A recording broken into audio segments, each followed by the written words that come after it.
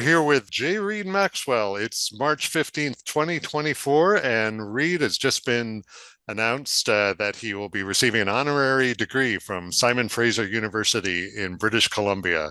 Thanks a lot, Reid. Really appreciate you taking the time, as always, with us. Thanks for the opportunity. Thank you. Yeah, it's, congratulations, are in order. I'm sure you've been hearing from a lot of people all over the world. You've impacted a lot of people all over the world. So getting an honorary degree from Simon Fraser University, which is one of the top universities in Canada and North America, by the way. Uh, does it feel really like 50 years have passed in pipe band drumming? No, no, it doesn't. I was thinking about it yesterday.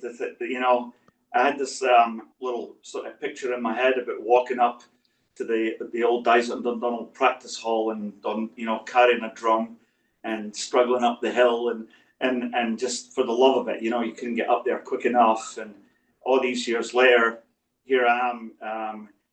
It's really nice to think that people have noticed that I don't do all the teaching and give all the help I can. I do for anything other than for the love of doing it. But every now and again, when something like this happens and somebody says, we want to acknowledge that you've done a lot of stuff, it's kind of nice. It's that one nice thing that happens amongst sometimes all the other things that you have to put up with. Yeah. Well, I'm sure you've got a lot of highlights, maybe over the last 50 years or, maybe the last 10, whatever you want. Maybe some of the standout highlights of your 50-year career. Um, I would say winning the worlds with Dizer when I was a teenager. It was really that was really quite something. Um, Also, when you reflect back, not really actually understanding the magnitude of what you had done, was another thing. Immigrating to Canada was amazing. Gave me a fantastic opportunity. I sort of lucked out and ended up in the 78th Fraser Highlanders. It wasn't a plan, but it happened. Winning the worlds there in '87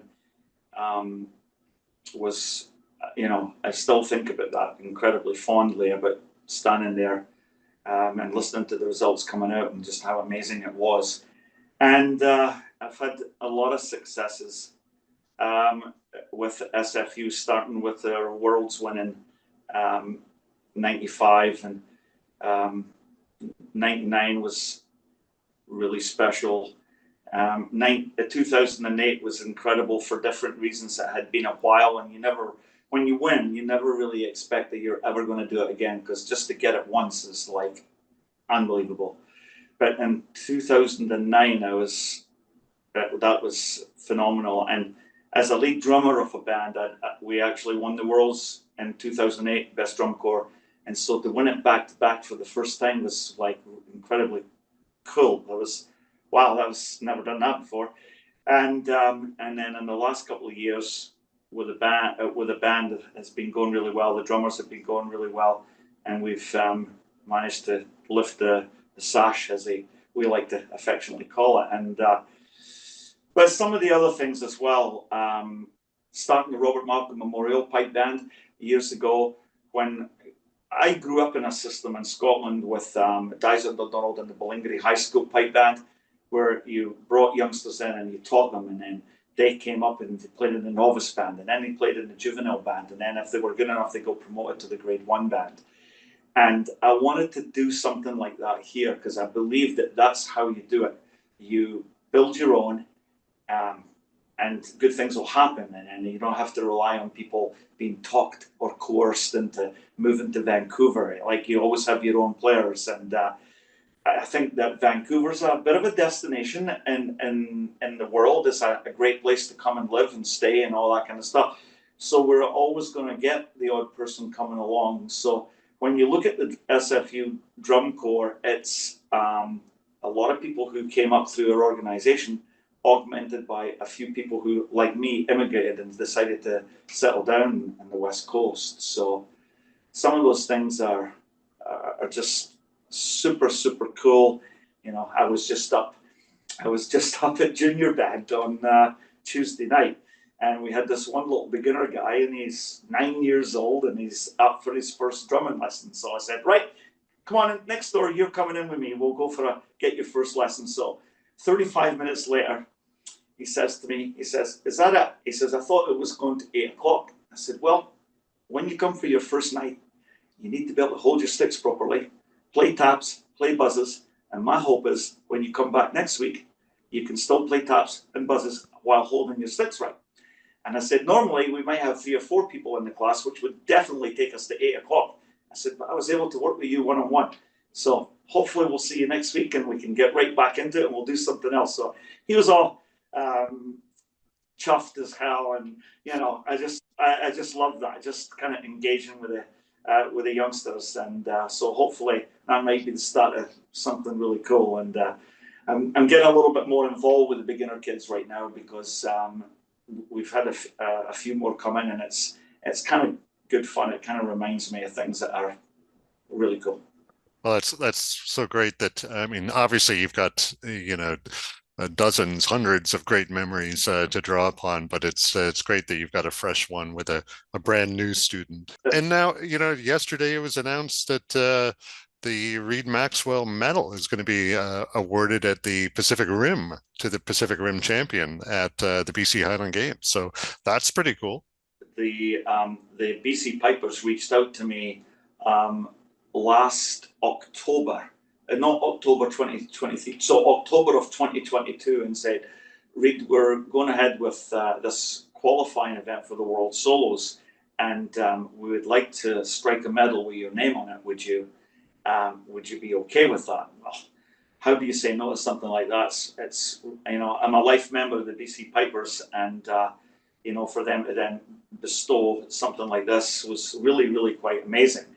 And then Graham Davison, who was the president at the time, did say, he says, we only have one stipulation. And I said, what's that? He says that the little ribbon that we attach the medal to, we'd like to make it orange. And I said, you can make it any color you like. It's all good by me. So it's really good. And it's great to have an event like that here on the West Coast, because drumming is quite strong, and I hope the event goes well, and I'll do my best to promote it and get people to come and talk the guys in the court to go in it and playing, so we have a good attendance. So that's all you can ask for, really. It's obviously people recognize that I'm here, I'm working hard, and so to attach my name to it, it's really quite something. Yeah. Yeah, and in addition to the honorary degree and the medal being awarded again, what else are you looking forward to in 2024? Well, in the very immediate, Grant has a book coming out, so I'm very excited with that, because I've been not really helping him, but just he's been talking about it and playing stuff, and we actually composed a score for a tune called Catherine Cowser of Dundonald, who was my mom, who passed away at the beginning of the year. And it's the first time that we've ever collaborated on a score from scratch, ever. And I reached out to him to say, I'd like to write a tune for Grand Cape, but I think we should write it together if it's going to go in your book. And he thought that was great. And I think that the icing on the cake was when my older son, Keith, heard about this and heard the tune. He thought it was awesome that we collaborated on the drum score. And he doesn't play. He's a fan, but he's never played. And I thought that was like, if ever you really needed the icing and the cherry on the cake at the same time, he kind of put it on there certainly for me, and I think for Grant as well, that was going to happen. And the other thing that's keeping me busy right now is my first book of drum scores is well underway, and I'm hoping to have it released by Canada Day. So that's a project. I think there's about 90 scores going in it, and it's what we would probably call meat and potato tunes. The great tunes that people start out playing in grade 5 bands or grade 4 bands, and also some stuff that could see bands into grade 3. So if you had a grade 3B band, there's a few tunes in there like competition marches, a couple of extra space, a couple of reels, but it's mainly focused for the grade 5 and 4 drummer, which I don't think there's a lot of material. There's an abundance of great pipe tunes, you know, but the book covers it just kind of covers tunes that I like to play and or teach, because the scores they kind of lean to little things that I like to use when I'm rudiment wise. And of course, youngsters love to play tunes because it's way more fun. So I've always tried to engage them quicker in tunes than maybe I was in the old school way of teaching, where you had to learn to play all your movements first before you got into playing tunes. I think it was probably the same in piping 50, 60 years ago, that kind of approach. But yeah, there's a lot of work going into it right now. So I've been spending quite a bit of time. Any spare time is actually proofreading time. So when people say, "What are you doing in spare time these days?" No, that's called proofreading time right now. It's arduous, but it has to be done, you know.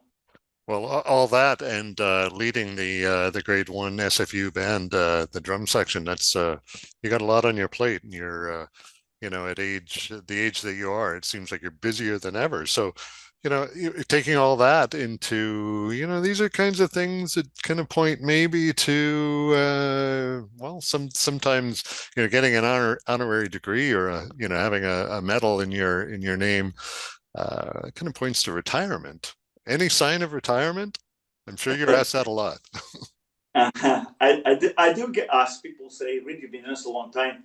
Um, I think my love for playing has probably grown, and maybe that's an age thing when you can see that there is less sand in the hourglass now than there ever was before, and I can still play, and I want to keep playing. I have warned the guys in the Corps that if they think that something's going on and it's not really happening, if they don't tell me, I've told them I'll never forgive them, including my son Grant as well. I said, I can leave because I've done so many cool things, and I can focus then completely on things that not competing with the band would allow. But I'll be out this summer, and I would definitely say that 2025 looks good as well.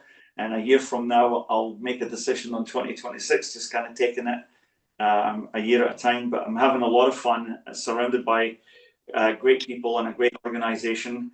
Love playing in the band, love working with Alan and the others, and yeah, just I'm going to keep it going because I love to play. It's like, you've been there before. That little walk up from the final tuning area up to the start line at the Worlds, and getting to play, and the fact that the last few years it's worked out that the grade 1 bands play 4 times now. I kind of like that. I like playing 2 MSRs, 2 medleys, winner takes all, playing at that level. I think that's a great way to decide it, And I've I was somebody asked me a couple of years ago, I think right after COVID, when we were getting ready to go back, how many times have you played at the Worlds? And I said, well, let me qualify that to you by saying how many times I've played it in a grade 1 final. And I think I might be up about 88 grade 1 final circles now, which means that I've played at the final, what's been considered a final. I think I'm somewhere in that mark. It's kind of cool, and and that doesn't include qualifiers. So I've played in quite a few of them. So I'm just talking about grade 1 final. So in 1975, there was only 1 circle, so that's 1. But last year there was 4, so that in total that's 5. So it would be an incredible personal milestone to say that I've played 100 grade 1 final circles. But I don't know if I'll be able to do that, because I need another 3 or 4 years or something to do that. It was like, damn, that COVID, it really did get in the way, didn't it? But it's a little thing that's in my head about that would be that would be quite an accomplishment to be able to say I've played in the Grade One final 100 times. So this cool. So we'll see. Well, it's great to hear that you're full steam ahead and have a lot of plans in the future, and you're playing well. And as long as you're playing well, you're going to have fun doing it. And you know, that's I'm sure everyone watching this they're delighted to hear that. So we look forward to a lot more from Reid Maxwell and the long future ahead, whether it's competing or producing more books of music and teaching and the rest of it. So congratulations once again, Reid. We really appreciate you taking the time, and all the best for the future. Thanks, Andrew. Thank you.